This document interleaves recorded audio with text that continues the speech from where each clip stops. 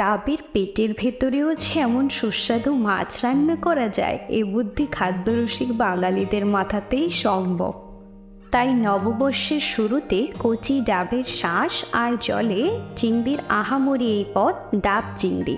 1 table চামচ করে সাদা কালো সর্ষে, ডাবের শাঁস ও হাফ টেবিল চামচ পোস্ত, 5-6টা লঙ্কা একসাথে বেটে নিলাম। 400 গ্রাম ভেজে রাখা চিংড়িতে বাটা মশলাগুলো, 2টো ডাবের শাঁস বাটা ও কুচি, হাফ কাপ নারকেলের দুধ ও ডাবের জল আর পরিমাণ মতো নুন, চিনি, সর্ষের তেল দিয়ে মাখিয়ে ডাবের মধ্যে পুরে নিলাম। এরপর আটা বা ময়দার ডো দিয়ে মুখটা বন্ধ করে ডিরেক্ট গ্যাসে মাঝারি আঁচে 30 মিনিট রেখে দেব, অথবা প্রেসার কুকারে অল্প জল দিয়ে তাতে ডাবটা বসিয়ে সিটি খুলে ঢাকনা দিয়ে 40 মিনিট ভাপিয়ে নিলেই তৈরি ডাব চিংড়ি। নতুন বছরে এটাই প্রথম ভিডিও, তাই সবাইকে নববর্ষের শুভেচ্ছা আর ভালোবাসা।